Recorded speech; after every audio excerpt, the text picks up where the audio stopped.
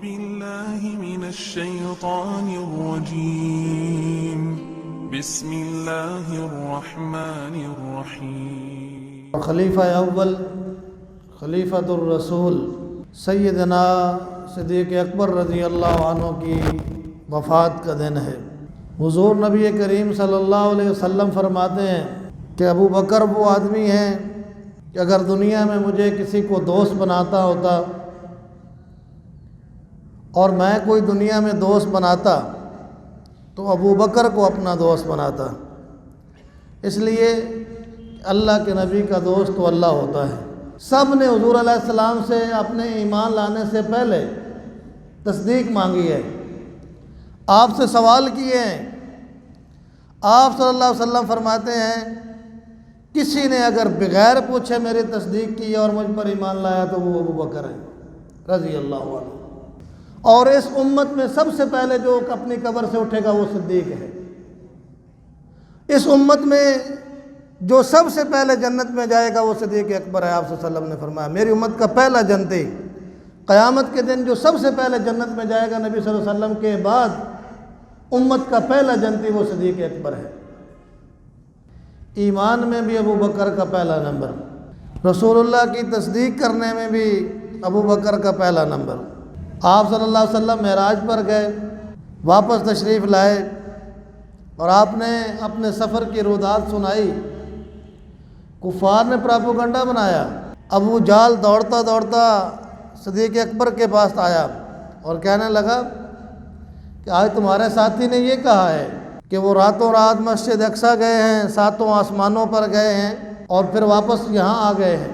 ابو جال کے اس کہنے پر صدیق اکبر رضی اللہ عنہ نے فرمایا کہ اگر تو کہتا تو میں کہتا تو جھوٹ کہہ رہا ہے، اور اگر محمد صلی اللہ علیہ وسلم کہہ رہے ہیں تو میں کہتا ہوں کہ یہ سچ ہے۔ اسی لیے رسول اللہ کی تصدیق میں بھی ابو بکر کا پہلا نمبر، آپ صلی اللہ علیہ وسلم پر ایمان لانے میں بھی صدیق اکبر کا پہلا نمبر۔ راہ خدا میں مال قربان کرنا ہو تو صدیق اکبر کا پہلا نمبر۔ حضور علیہ الصلوۃ والسلام فرماتے ہیں کہ جتنا نفع مجھے صدیق کے اکبر کے مال نے پہنچایا ہے اتنا نفع کسی اور کے مال نے مجھے نہیں پہنچایا ہے۔ اور آپ صلی اللہ علیہ وسلم نے اپنے آخری خطبے کے اندر ارشاد فرمایا کہ دنیا میں جس نے ہمیں جو دیا ہم نے سب کا بدلہ دے دیا، لیکن ایک ابو بکر ہیں جن کا بدلہ اللہ تعالیٰ خود دے گا، میں محمد صلی اللہ علیہ وسلم بھی وہ بدلہ نہیں دے سکتا ہوں۔ آج بھی اسلام ابو بکر کا مقروض ہے۔ یہ جو اسلام میرے اور آپ کے پاس پہنچا ہے اسلام ابو بکر کا مقروض ہے، آج بھی مقروض ہے، اور قیامت تک یہ اسلام ابو بکر کا مقروض ہے رضی اللہ عنہ۔ اور آپ صلی اللہ علیہ وسلم نے فرمایا کہ جس شخص نے میری محبت میری خوشی میں سب سے زیادہ مال قربان کیا وہ ابو بکر ہے۔ رسول اللہ کی محبت میں مال قربان کرنے میں بھی ابو بکر پہلا نمبر۔ آپ صلی اللہ علیہ وسلم فرماتے ہیں جس نے میری خوشی کے لیے سب سے زیادہ اپنا وقت قربان کیا اس میں بھی ابو بکر کا پہلا نمبر۔ ابو بکر صدیق رضی اللہ عنہ کا پہلا نمبر ہے۔ رسول اللہ صلی اللہ علیہ وسلم کا تحفظ ہو، آپ کی حفاظت ہو، سیدنا صدیق اکبر رضی اللہ عنہ کا پہلا نمبر۔ آپ مسجد میں نماز پڑھ رہے ہیں، کفار کی بدقسمتی اور بدبختی ہے کہ وہ نبی مہربان صلی اللہ علیہ وسلم کے اوپر گند ڈال دیتے ہیں، اور ایک شخص آتا ہے اور وہ آ کر حضور علیہ الصلوۃ والسلام کے گلے کے اندر چادر کو ڈال کر آپ صلی اللہ علیہ وسلم کو نعوذ باللہ پھندا ڈالنے کی کوشش کرتا ہے۔ صدیق اکبر دوڑ پڑتے ہیں اور آ کر آپ صلی اللہ علیہ وسلم کو اس کے نرغے سے بچاتے ہیں، اور ساتھ کہہ رہے ہوتے ہیں کہ تم اس لیے اس بندے کو قتل کرنا چاہتے ہو، اتقتلون رجلا ان یقول ربی اللہ، کہ یہ اعلان کر رہا ہے کہ اللہ میرا رب ہے، تم اس لیے ان کو مارنا چاہتے ہو۔ حضور علیہ السلام کی جان کی حفاظت اس میں ابو بکر صدیق کا پہلا نمبر۔ راہ خدا میں اللہ کے راستے میں جہاد فی سبیل اللہ کے لیے مال خرچ کرنا ہو تو صدیق اکبر کا پہلا نمبر۔ 40,000 درہم تھے، دینار تھے سیدنا صدیق اکبر رضی اللہ عنہ کے پاس جب آپ ایمان لائے، اور جس دن ہجرت کا سفر فرمایا ہے اس وقت ان کے پاس صرف 5,000 دینار تھے۔ سب کچھ اپنا اللہ کے دین کے لیے اور رسول اللہ کی محبت میں قربان کیا ہے۔ غزوہ تبوک کی تیاری ہو رہی ہے، حضور نبی کریم صلی اللہ علیہ وسلم صحابہ سے کہتے ہیں کہ اللہ کے راستے میں خرچ کرو، جہاد کے لیے اپنا مال خرچ کرو۔ کفر کے مقابلے میں جنگ ہے، بہت سارے صحابہ کرام اپنی اپنی استطاعت سے بڑھ کر اللہ کے راستے میں مال پیش کرتے ہیں اللہ کے دین کے لیے۔ صدیق اکبر رضی اللہ عنہ تشریف لائے ہیں، اللہ کے راستے میں اپنا مال پیش کیا ہے۔ رسول اللہ صلی اللہ علیہ وسلم پوچھتے ہیں کہ اے صدیق گھر میں کیا چھوڑ آئے ہو؟ عرض کیا یا رسول اللہ گھر میں جو کچھ تھا وہ آپ کے سامنے لا کر پیش کر دیا ہے، اور گھر میں اللہ اور اس کے رسول کا نام چھوڑ آیا ہوں۔ اس لیے رائے خدا میں ایثار ہو تو بھی ابو بکر کا پہلا نمبر، خدمت خلق ہو، انسانوں کی خدمت ہو تو سیدنا صدیق اکبر کا پہلا نمبر۔ آپ خلیفہ بنے ہیں، ایک یتیم بچی آ کے رو رہی ہے جب آپ کی وفات ہوئی ہے۔ خلیفہ بننے کے بعد جب آپ کی وفات ہوئی 22 جمادی الثانی کو، اسی دن کو منگل کا دن تھا، 22 جمادی الثانی،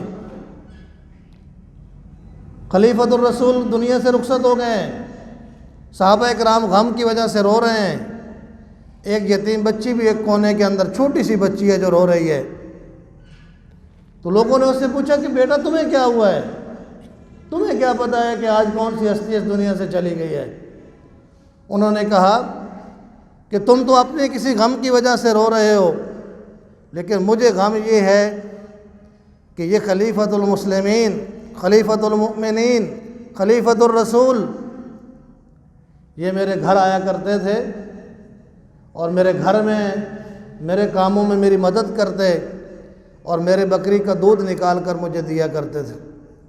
میں تو اس پر رو رہی ہوں کہ آج یہ صدیق اس دنیا سے جا رہے ہیں، تو اس میں مجھے میری بکری کا دودھ کون دو کر دے گا؟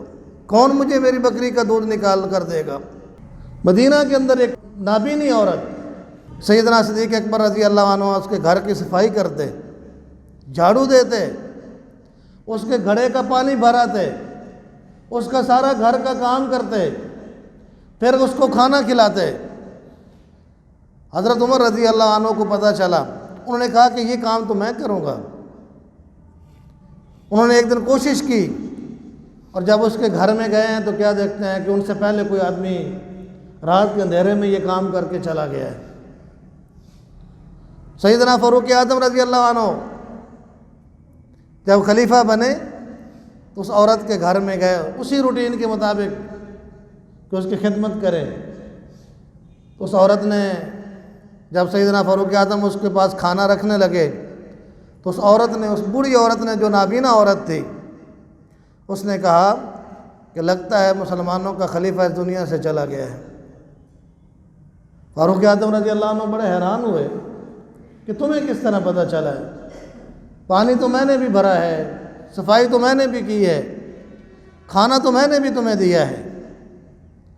تو وہ عورت کہتی ہے کہ وہ جو پہلے خلیفہ آتے تھے وہ صرف کھانا دیتے نہیں تھے، میرے منہ میں دانت نہیں تھے، وہ کھانا چبا کر بھی دیتے تھے۔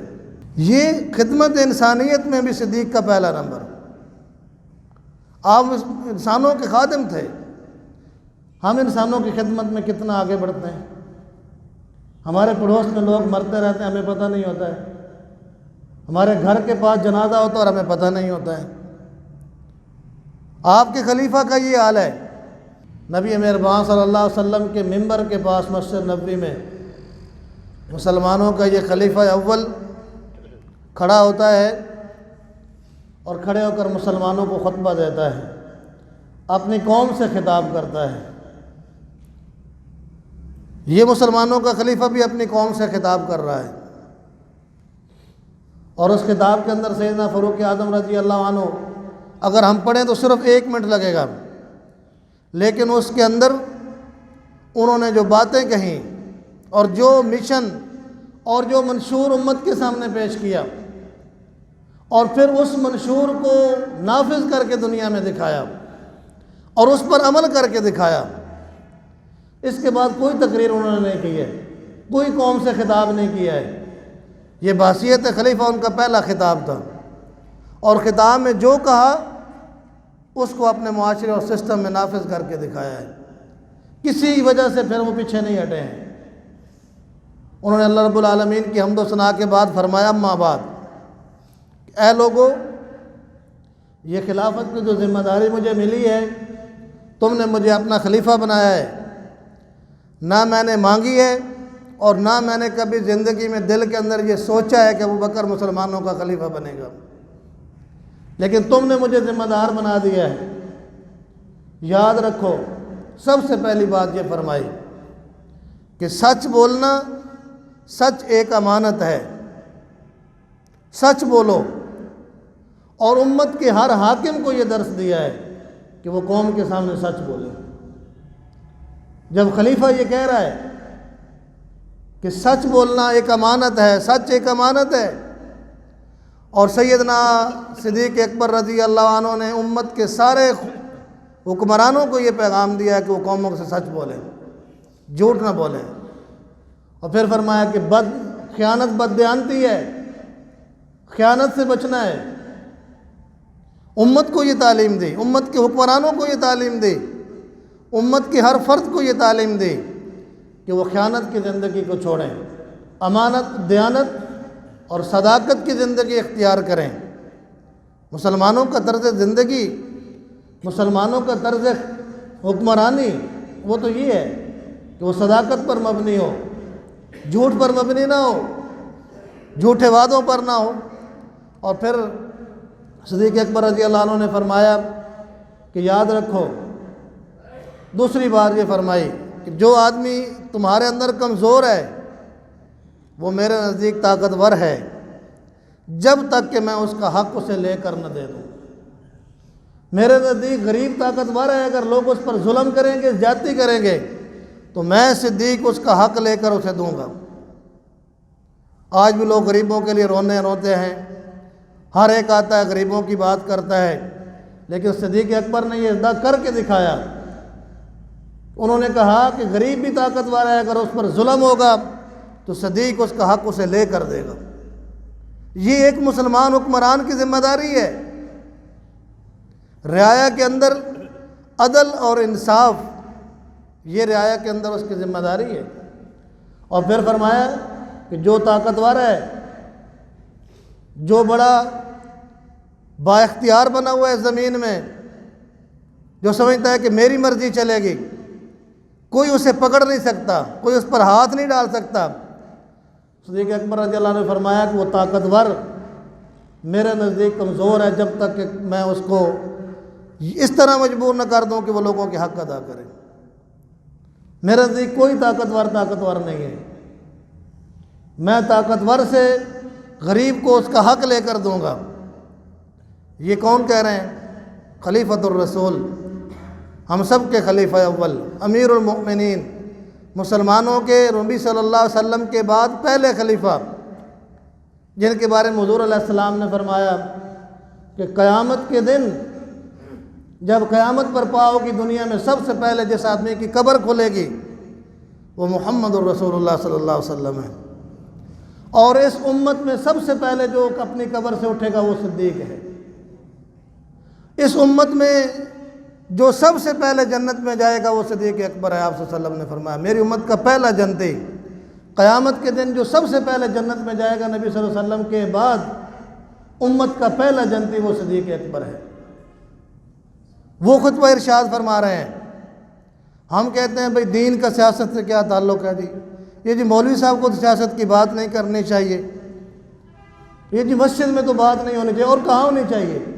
ہم اس لیے سیاست کو اور سیاست سے دین اس لیے نکالنا چاہتے ہیں کہ ہم اللہ کے نظام کو پسند نہیں کرتے ہیں، اور ہم اس لیے بھی دین کو سیاست کے اندر کے دین نکالنا چاہتے ہیں کہ ہم نہیں چاہتے ہیں کہ یہ سیاست جو ہے یہ پاکیزہ ہو جائے، وگرنہ مسلمانوں کا خلیفہ ہے، مسجد نبوی کے سٹیج پر کھڑا ہے، پہلا خطبہ ارشاد فرما رہے ہیں، اور اس سے اگلی بات جو انہوں نے فرمائی آپ وہ بھی سنیں۔ انہوں نے فرمایا کہ یاد رکھو جس قوم میں بے حیائی، بدکاری اور بے راہ روی پھیل جائے گی، اللہ ایسی قوم پر مصیبتیں، بلائیں اور طرح طرح کی وبائیں مسلط کر دے گا۔ یہ مسلمانوں کا پہلا خلیفہ ہمیں خبردار کر رہے ہیں۔ صدیق اکبر فرما رہے ہیں رضی اللہ عنہ، مسجد نبوی میں کھڑے ہیں، پہلا خطبہ دے رہے ہیں کہ جس قوم میں بے حیائی، بے راہ روی عام ہو جائے گی، اللہ اس قوم پر وبائیں نازل کرے گا۔ آج ہم کس طرح خوف کی زندگی میں اور وباؤں کے خطرات میں گرے ہوئے ہیں۔ ہماری اجتماعی زندگی کیا بتا رہی ہے؟ ہماری سوشل زندگی کیا بتا رہی ہے؟ ہم لوگوں کے سامنے کس طرح کا زندگی کا نقشہ پیش کر رہے ہیں؟ آپ کے میڈیا، آپ کا سوشل میڈیا، آپ کی ہر چیز آج اللہ سے بغاوت پر نہیں کھڑی تو اور کہاں کھڑی ہے؟ اس میں بے حیائی نہیں ہے تو اور کیا ہے؟ بے راہ روی کی تعلیم نہیں ہو رہی تو اور کیا ہے؟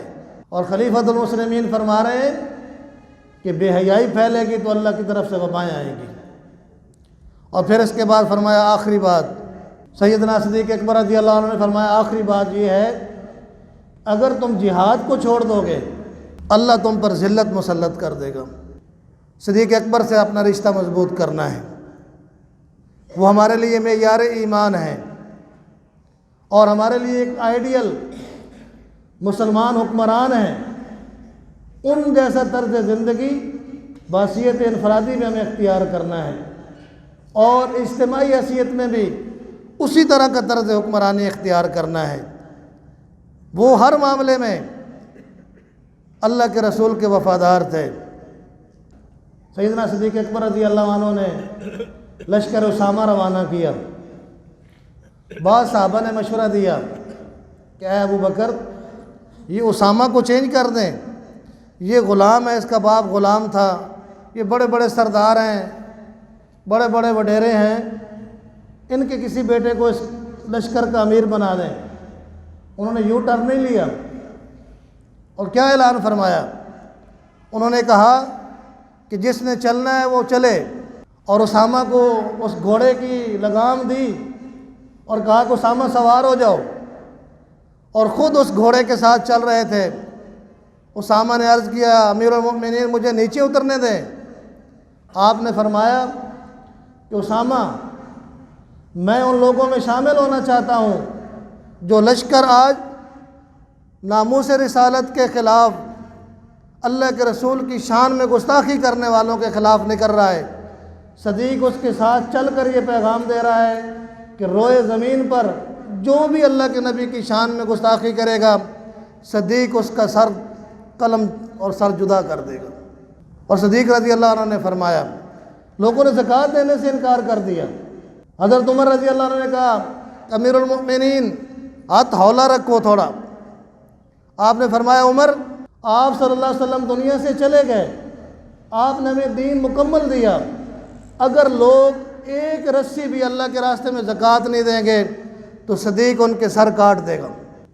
صدیق اکبر سے اپنا رشتہ مضبوط کرنا ہے، وہ ہمارے لیے معیار ایمان ہے اور ہمارے لیے ایک آئیڈیل مسلمان حکمران ہیں۔ ان جیسا طرز زندگی بحیثیت انفرادی میں ہمیں اختیار کرنا ہے اور اجتماعی حیثیت میں بھی اسی طرح کا طرز حکمرانی اختیار کرنا ہے۔ وہ ہر معاملے میں اللہ کے رسول کے وفادار تھے۔ اللہ کے رسول کی دین کے سب سے اول محافظ وہ بھی صدیق اکبر۔ آپ کی شان رسالت اور ناموس رسالت میں بھی حفاظت کا معاملہ صدیق اکبر سب سے اول، وہی ہمارے آئیڈیل ہیں۔ اور ایسا ہی طرز زندگی اور ایسا ہی طرز حکمرانی آج ہمیں بچا سکتا ہے، آج امت کو بچا سکتا ہے، اس ملک کو بچا سکتا ہے۔ پاکیزہ کردار، پاکیزہ اخلاق اور نظام مصطفیٰ وہی اس قوم کا حل ہے، اس امت کا حل ہے۔ اللہ تعالیٰ میں توفیق عطا فرمائے۔